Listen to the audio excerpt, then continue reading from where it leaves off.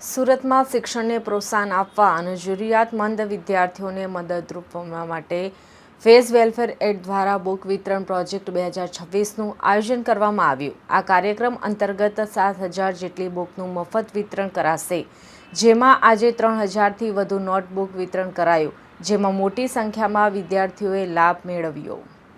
સુરતના ભેસ્તાન EWS આવાસ ખાતે ફેઝ વેલફેર એડના સહયોગથી બુક વિતરણ પ્રોજેક્ટ 2026 યોજાયો હતો।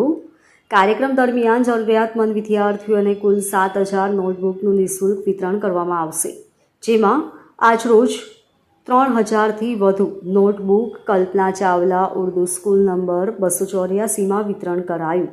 આ કાર્યક્રમમાં હાજી જુનેદભાઈ ઓરાવાલા અને જાવેદભાઈ દેનદેન મુખ્ય મહેમાન તરીકે ઉપસ્થિત રહ્યા હતા। કાર્યક્રમનું આયોજન અંજુમને તાલીમુલ મુસ્લિમીન મલેકપુર સુરત દ્વારા કરવામાં આવ્યું હતું, જ્યારે ફેઝ વેલફેર એડ UK દ્વારા આ પ્રોજેક્ટને આર્થિક સહયોગ આપવામાં આવ્યો હતો। આ ફેઝે સુલેમાની ટ્રસ્ટ મોટી નરોલી દ્વારા સમગ્ર કાર્યક્રમનું માર્ગદર્શન આપવામાં આવ્યું હતું। આ પહેલનો મુખ્ય હેતુ આર્થિક રીતે નબળા વર્ગના વિદ્યાર્થીઓને શિક્ષણ માટે જરૂરી શૈક્ષણિક સામગ્રી ઉપલબ્ધ કરાવી તેમના અભ્યાસને પ્રોત્સાહન આપવાનો રહ્યો હતો।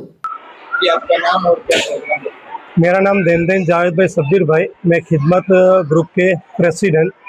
आज हम बेस्तान आवास सूरत गुजरात इंडिया में, यहाँ स्कूल का नाम है श्री कल्पना चावला, वहाँ पे मौजूद है और यहाँ पे अल्हम्दुलिल्लाह आज 3037 नोटबुक डिस्ट्रीब्यूट की गई है।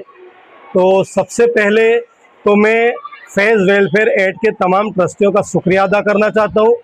मौलाना मुफ्ती मोहम्मद अली फलाही साहब का, मौलाना सोहेब साहब का और मुफ्ती अफीफ साहब का मैं शुक्रिया अदा करना चाहता हूँ, और हजरत कारी अहमद अली साहब का और जुनेद भाई ओरा वालों का भी मैं शुक्रिया अदा करना चाहता हूँ कि माशाल्लाह आपने जो यहाँ पे खिदमत की।